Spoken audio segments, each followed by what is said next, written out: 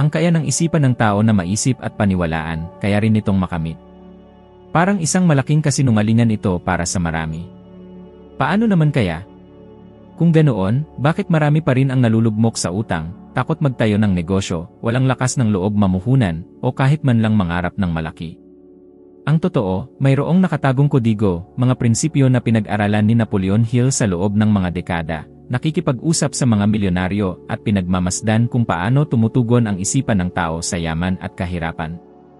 Ngayon, ibabahagi ko sa iyo ang 10 utos ng kayamanan na nakatago sa mismong Biblia, ngunit inihayag ni Hill sa isang praktikal at mabisang paraan. Sinasabi na nga ng Biblia, lahat ng bagay ay magagawa ng naniniwala. At isinalin ito ni Napoleon Hill sa isang praktikal na paraan nang sabihin niyang ang lahat ng kayamanan ay nagsisimula sa 2 di nakikitang susi, isang masidhing pagnanasa at isang matatag na pananampalataya. Kapag pinag-uusapan natin ang kayamanan, karamihan ay naiisip kaagad ang pera, ngunit ipinakita sa atin ni Hill na ang kayamanan ay higit sa lahat ay isang ideya, isang apoy na kailangang isilang sa isipan at puso. Ilang beses ka na bang sumuko sa isang bagay bago pa man subukan dahil naniniwala kang hindi mo kaya? Ilang beses mo na bang kinumbinsi ang iyong sarili na ito ay masyadong malaki para sa'yo? Ang totoo, ang kahirapan ng pag-iisip ay mas nakapipinsala kaysa sa kakulangan ng mga pinagkukunang yaman. Ang masidhing pagnanasa ay hindi lamang ang pagnanais ng isang bagay sa isang mababaw na paraan. Ito ay ang pagkakaroon ng isang dahilan na napakalakas na hindi ka nito hahayaang umatras. Ito ang uri ng motibasyon na nagpapabangon sa iyo ng maaga sa umaga, kahit napagod ka na, at patuloy na nagsisikap kahit na ang lahat sa paligid mo ay sumuko na. At dito pumapasok ang tanong, ano ba talaga ang iyong ninanais? Sapagkat, ayon sa estadistika, karamihan sa mga tao ay hindi malinaw na masasagot ang tanong na ito. Marami ang nagsasabing gusto nila ng pera, ngunit kapag tinanong mo kung magkano, paano, at para saan, wala silang sagot. Kung walang tiyak na pagnanasa, walang lakas para sa pagkilos. Ang matatag na pananampalataya ay ang gasolina na nagpapanatili ng pagnanasang iyon. Isipin ang isang taong nagsisikap na magtayo ng negosyo, ngunit sa kaloob-looban ay naniniwala siyang mabibigo. Talong na siya bago pa man magsimula. Ipinakikita ng mga pag-aaral sa sikolohiya na ang panloob na paniniwala ay direktang nakakaimpluwensya sa ating mga desisyon at pag-ugali. Ang mga taong naniniwalang kaya nilang manalo ay may posibilidad na gumawa ng mas maraming aksyon, mas matyaga sa mga hadlang, at, ayon sa estadistika, nakakamit ang mas maraming resulta. Ito ay hindi mistisismo, ito ay agham na inilalapat sa pag-ugali ng tao. Ngunit paano ito ilalapat sa praktikal na paraan? Sa susunod na mahuli mo ang iyong sarili na nagsasabing, hindi ko kaya, palitan mo agad ito ng si paano ko kaya. Mukhang simple lang, ngunit ang pagbabagong ito sa wika ay nagbabago sa pokus ng utak.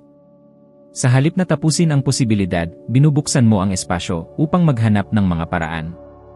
Halimbawa, kung nais mong maayos ang iyong mga utang, sa halip na sabihin na, hindi ko kayang bayaran, itanong mo, ano ang magagawa ko ngayon para makakuha ng dagdag na kita at simulan ang pagbabayad? Kung nais mong magpalit ng trabaho, sa halip na isiping, hindi ako sapat na magaling, itanong mo, anong mga kasanayan ang kailangan kong malinang para makuha ang posisyong ito? Dito nagtatagpo ang pagnanasang may pananampalataya, at pareho silang nagsisimulang bumuo ng mga bagong katotohanan. Naranasan ito ni Napoleon Hill ng buong buo noong siya ay isang batang reporter pa lamang. Nang interviewin niya si Andrew Carnegie, isa sa mga pinakamayamang tao sa mundo noong panahong iyon, nakatanggap siya ng isang imposibleng hamon. Italaga ang 20 taon ng kanyang buhay sa pag-aaral at pag-decode sa formula ng kayamanan mula sa isipan ng mga pinakamatagumpay na tao sa Amerika. Isipin mo ang epekto nito. Isang kabataang walang pera, walang pangalan, na nakaharap sa isang panukalang tila imposible. Sinuman ay maaaring tumanggi na nagsasabing kulang sa mga pinagkukunang yaman o karanasan. Ngunit tinanggap ito ni Hill. Bakit?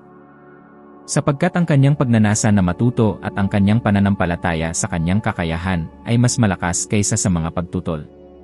At ito ang desisyon na nagbago sa takbo ng kanyang buhay at nagbigay daan upang ang milyon-milyon ay maimpluwensyahan ng kanyang mga aral.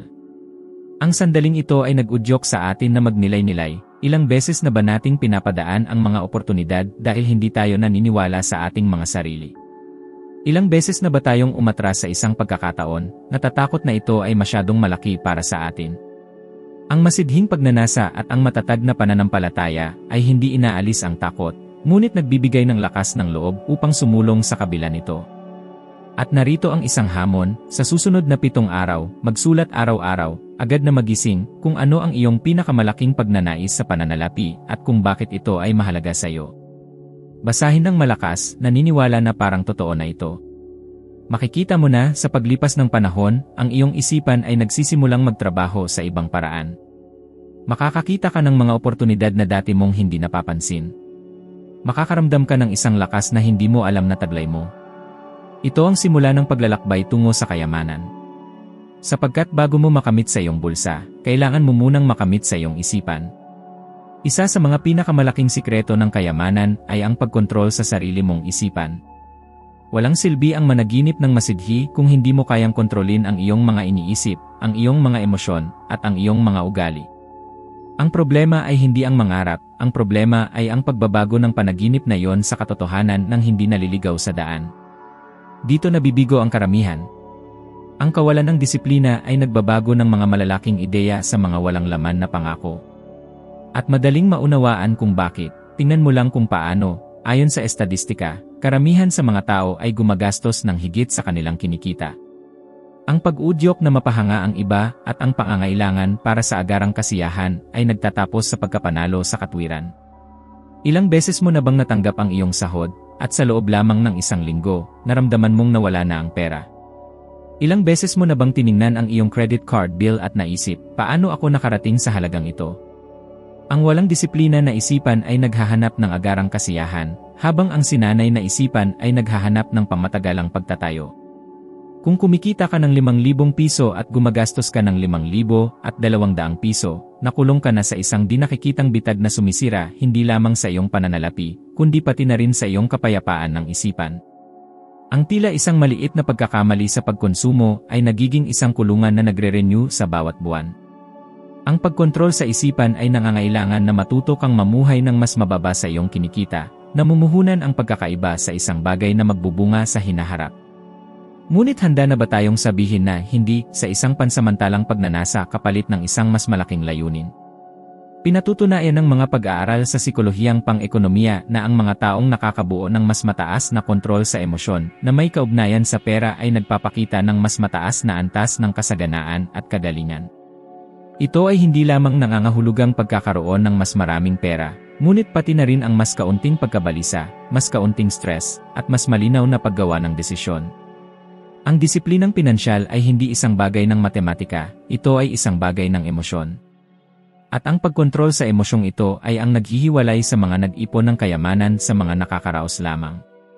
Ngayon, isipin ang isang kakaibang bagay, ilang tao ang kilala mo na nagpapautang ng mga mamahaling sasakyan, ngunit nagdadalawang isip na magbayad para sa isang libro o isang kurso na maaaring magbago ng kanilang pag-isip. Ito ay isa sa mga pinakamalaking paradoks sa ating panahon. Mas gusto ng mga tao na ipagmalaki ang isang simbolo ng katayuan kaysa bumili ng kaalaman na maaaring magparami ng kanilang kayamanan. Ito ay isang pagpipilian na nagpapakita hindi lamang ng kakulangan ng disiplina, kundi pati na rin ang kakulangan ng kamalayan sa kung ano talaga ang nagtatayo ng kasaganaan. Naranasan ni Napoleon Hill ang epekto ng kakulangan ng disiplina at pati na rin ang kapangyarihan ng pagbawi nito. Dumaan siya sa mga pagkalugi at malalalim na krisis sa pananalapi. Nawala ang lahat sa ilang mga punto sa kanyang buhay. Ngunit hindi siya sumuko. Sa halip, ginamit niya ang mga pagbagsak na ito bilang pagsasanay sa pag-isip. Muling itinayo niya ang kanyang buhay ng maraming beses dahil natutunan niyang kontrolin ang kanyang mga iniisip at emosyon. Ang halimbawang ito ay makapangyarihan dahil inilalagay nito tayo sa harap ng isang matigas na katotohanan. Hindi mahalaga kung ilang beses ka matumba, kung mayroon kang disiplina sa pag-isip, palagi kang makakabangon.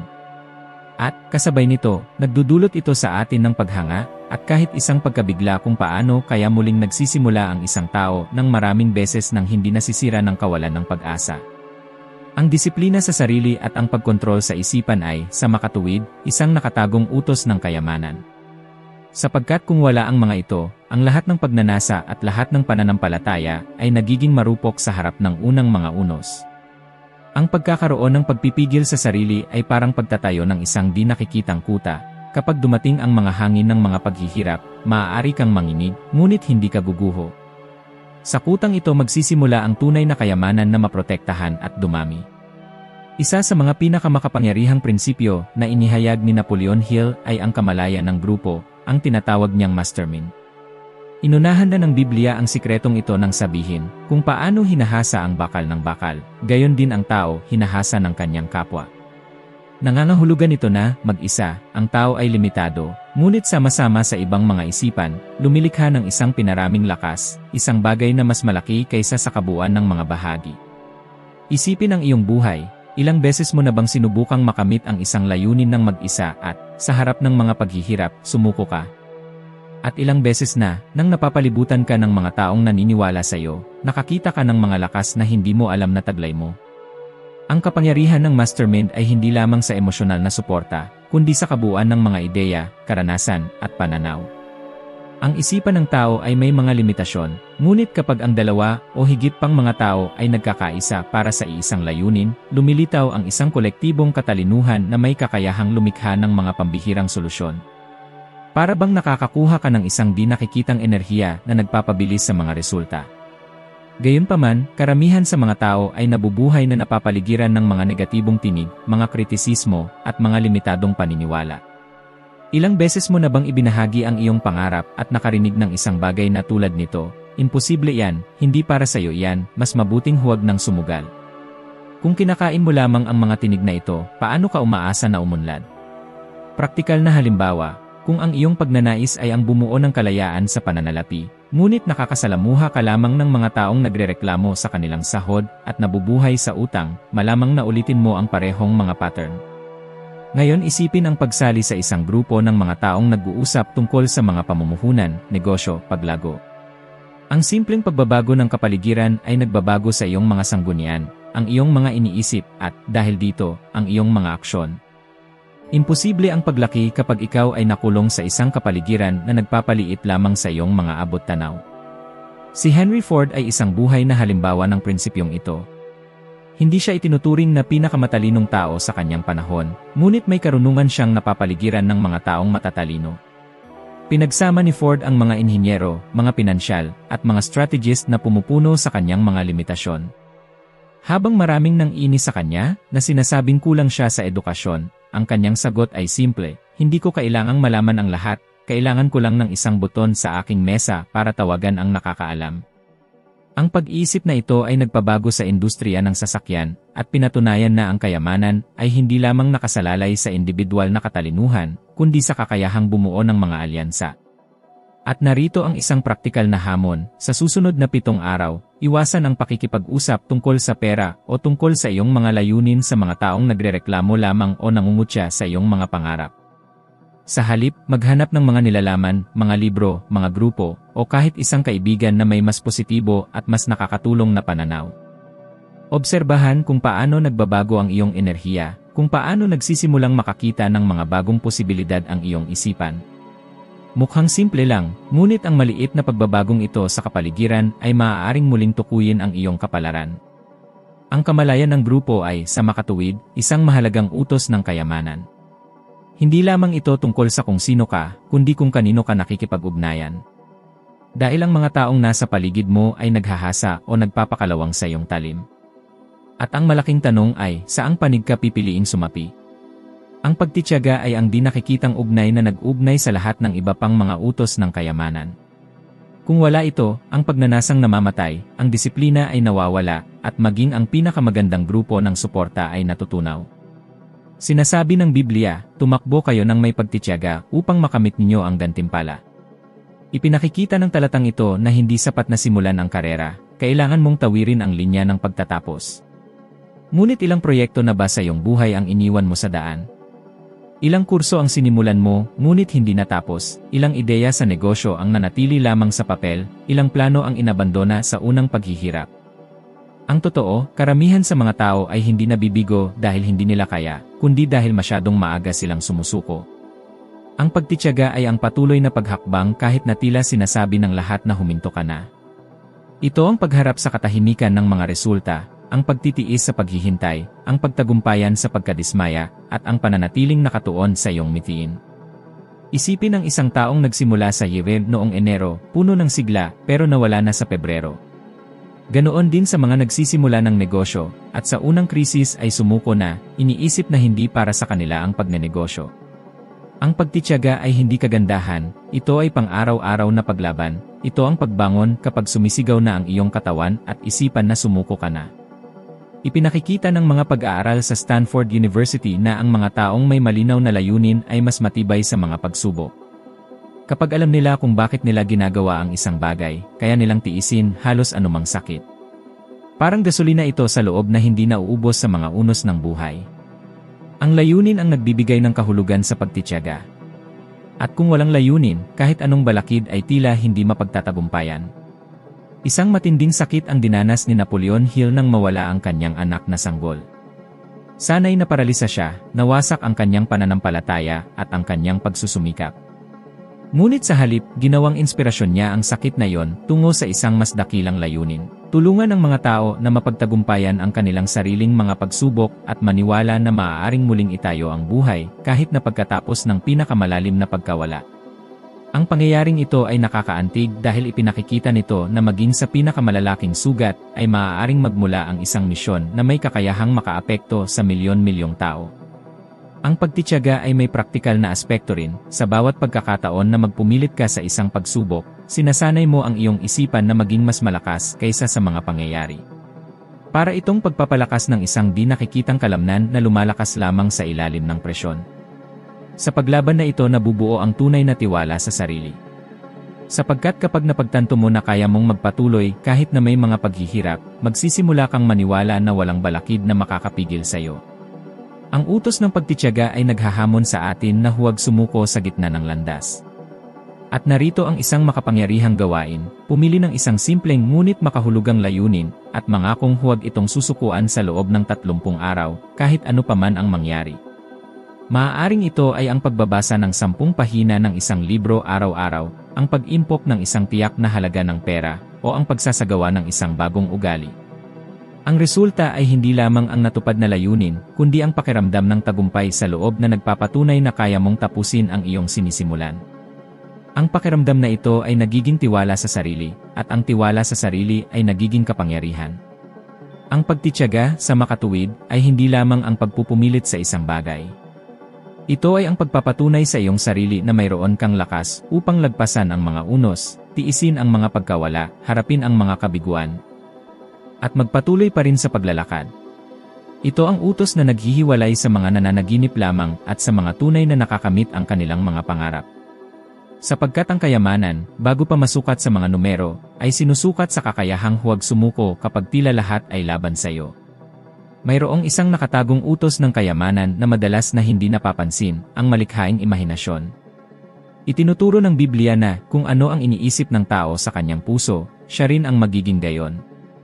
Naunawaan ito ni Napoleon Hill sa isang praktikal na paraan at ipinakita na ang imahinasyon ay ang laboratorio kung saan ipinaglihi ang lahat ng kayamanan sa mundo. Bago pa man magkaroon ng anumang imbensyon, anumang kumpanya, anumang kayamanan, lahat ay nagsimula sa isipan ng isang tao. Isipin sa loob ng isang sandali, gaano karami na bang mga ideya ang dumaan sa iyong isipan na sanay nagbago na ng iyong buhay, ngunit pinalagpas mo na lamang? Gaano karaming beses ka na bang nag-isip ng isang proyekto, ngunit ang kawalan ng katiyakan ang nagdulot sa iyo upang itago ang binhi bago pa man ito tumubo? Ang malikhaing imahinasyon ay ang kakayahang makita ang hindi nakikita at gawing katotohanan ang mga ideya. Sinasabi ni Hill na ang bawat tagumpay ay nagsisimula bilang isang pagtulak ng isipan, at kung paano natin haharapin ang mga pagtulak na ito ang tumutukoy sa hinaharap na magkakaroon tayo. Ang takot, ang pag-aalinlangan, at ang procrastination ay pumapatay ng mga pangarap bago pa man ito maisulat. Gaano karaming mga tao ang kilala mo na nagsasabing, ang ideyang ito ay maganda, ngunit hindi para sa akin, o may magsisikap pa rin yan. Madalas, ang isang taong iyon ay sana ikaw. Halimbawa, isipin ang 2 taong may parehong sahod.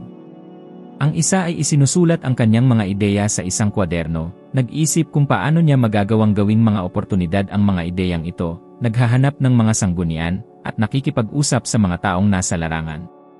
Ang isa naman ay hinahayaan na lamang ang mga ideya na dumaan na para bang mga simpleng pangarap lamang. Pagkaraan ng 10 taon, ang pagkakaiba sa kanila ay napakahalata. Ang una ay nagawang gawing pinagkukunan ng kita ang isa sa mga ideyang iyon, ang ikalawa ay patuloy na nagrereklamo sa kanyang kapalaran. At may mga buhay na patunay sa kapangyarihan ng utos na ito.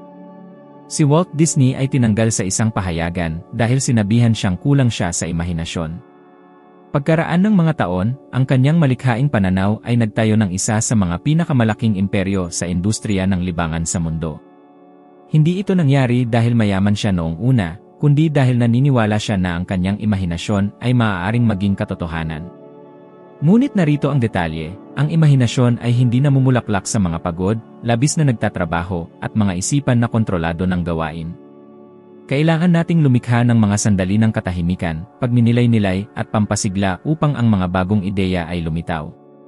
Ipinakikita ng mga pag-aaral sa neuroscience na ang utak ay mas malikhain kapag ito ay nakaka-relax, at ito ang dahilan kung bakit madalas tayong may magagandang ideya habang naliligo o naglalakad. Ang problema ay ang karamihan sa mga tao ay nabubuhay na labis na abala na hindi na nila binibigyan ng espasyo ang paglitaw ng bago. Naranasan din ito ni Napoleon Hill. Sa mga taon na kinapanayam niya ang mga matagumpay na negosyante, napansin niya na ang mga pinakarevolusyonaryong sandali sa kanilang buhay ay nagmula sa tila simpleng mga ideya, ngunit pinahahalagahan at pinangangalagaan. Siya mismo ay sumulat ng marami sa kanyang mga akda na inspirasyon ng mga ideya na lumitaw sa mga sandali ng nag-isa ang pagninilay-nilay. Ang kwentong ito ay nagdudulot sa atin ng pagkamangha, sapagkat ipinakikita nito na ang mga malalaking pagbabago ay hindi nagsisimula sa mga mamahaling opisina, kundi sa mga isipan na handang mangarap. Narito ang isang hamon, sa susunod na 10 araw, maglaan ng kahit 15 minuto sa isang araw para lamang mag-isip. Walang telepono, walang mga abala. Kumuha ng isang kwaderno at isulat ang lahat ng mga ideyang darating sa iyong isipan, kahit gaano pa ito kakakaiba. Sa pagtatapos ng panahong ito, basahin muli ang iyong mga tala at tingnan kung gaano karami sa mga ideyang ito ang maaaring gawing maliliit na praktikal na hakbang. Magugulat ka sa lakas na pang-imbento na natutulog sa loob mo. Ang malikhaing imahinasyon, sa makatuwid, ay isang mahalagang utos ng kayamanan. Sapagkat kung wala ito, walang pagbabago, walang pag-unlad, walang pagbabagong anyo. Ito ang nag-aapoy sa sindihan ng imposible at nagpapakita na ang bawat katotohanan ay minsan ay isang ideya lamang. Mayroong isang nakatagong utos ng kayamanan na ilan lamang ang may lakas ng loob na harapin ang paggawa ng desisyon. Sinasabi ng Biblia, ang taong may dalawang isip ay pabago-bago sa lahat ng kanyang mga lakad. Binibigyang diin ni Napoleon Hill na ang kawalan ng pagpapasya ay isa sa mga pangunahing sanhi ng kahirapan, at ang kayamanan ay para sa mga nakakapagpasya ng mabilis at nagbabago ng dahan-dahan, tanging kung may mga matibay na dahilan. Gaano karaming mga oportunidad na ang dumaan sa harap mo at nawala dahil sa iyong pagkaantala sa paggawa ng desisyon? Gaano karaming beses ka nang pinigilan ng takot sa pagkakamali na pumili ng kawalan ng kilos, na sa huli ay palaging ang pinakamasamang pagpipilian? Ang kawalan ng pagpapasya ay isang tahimik na bilangguan.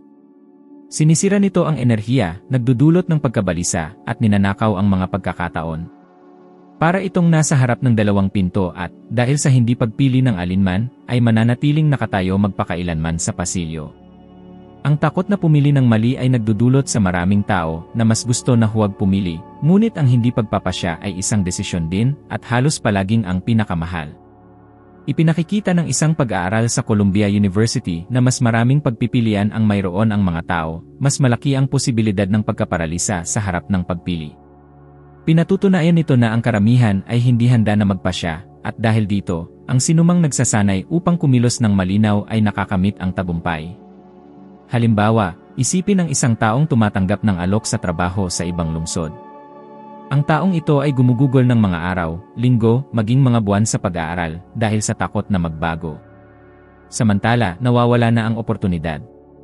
Sa kabilang banda, ang taong mabilis na nagsusuri, tinutukoy ang mga pakinabang at mga disbentaha at nagpapasya, ay nagbubukas ng daan para sa mga bagong posibilidad at pinabilis ang kanyang paglago. Ito ang pagkakaiba sa pagitan ng taong nagtatayo ng kinabukasan at ng taong nananatili sa nakaraan. Natutunan ni Napoleon Hill ang kahalagahan ng pagpapasya mula pa noong bata pa siya. Nang hamunin siya ni Andrew Carnegie na italaga ang 20 taon ng kanyang buhay upang pag-aralan ang isipan ng mga pinakamatagumpay na tao sa Amerika, si Hill ay may ilang segundo lamang upang sumagot. Kung nag-alinlangan siya, marahil ang kanyang kwento ay natapos na roon at ang aklat na Think and Grow Rich ay hindi na isinulat. Ang kwentong ito ay nagdudulot sa atin ng paghanga at maging ng isang uri ng pagkabalisa. Gaano karaming beses na sa buhay ay pinapalampas natin ang isang dakilang bagay dahil lamang sa ating pagkaantala sa pagpapasya. At narito ang isang hamon para sa iyo, sa susunod na 7 araw, sa lahat ng maliliit na pagpipilian sa iyong araw, kung ano ang kakainin, kung anong daan ang tatahakin, kung anong gawain ang uunahin, sanayin ang iyong sarili na magpasya sa loob ng mas mababa sa 60 segundo. Ang simpleng ehersisyo na ito ay nagpapalakas sa iyong isipan para sa mas malalaking pagpipilian, sapagkat lumilikha ito ng ugali ng kaliwanagan at pagkilos. Ang paggawa ng matatag na mga desisyon sa makatuwid ay isang utos ng kayamanan. Sapagkat ang hindi nagpapasya ay iniiwan ang kanyang kinabukasan sa tadhana, ngunit ang nagpapasya ay nagtatayo ng kanyang kapalaran gamit ang kanyang sariling mga kamay. Ang malaking tanong ay, maghihintay ka pa ba na may magpasya para sa iyo? O ako muna ang kontrol ng iyong buhay at bubuksan mo na ang pintuan na maaaring magbago ng lahat. Ang tunay na kayamanan ay hindi nagsisimula sa pitaka, kundi sa isipan. Ito ang matinding pagnanais na nag-aapoy sa siga, ang disiplina na nagpapanatili sa apoy na buhay, ang pagtitiyaga na lumalaban sa mga unos, ang mga tamang koneksyon na nagpapalawak ng iyong lakas, at ang imahinasyon na nagbubukas ng mga daan kung saan dati ay mga pader lamang. Kapag naunawaan mo ito, mapagtatanto mo na ang kasaganaan ay hindi isang aksidente, kundi isang pang-araw-araw na pagtatayo ng mga saloobin, mga pagpipilian, at mga kilos na magkakasuwato. Taos-pusong nagpapasalamat ako sa iyong pakikinig hanggang dito, at inaasahan ko na makita ka sa susunod na video, kung saan aakyat ka ng isa pang baitang sa paglalakbay na ito ng karunungan at magiging 1% na mas mabuti kaysa sa iyong pagkatao ngayon.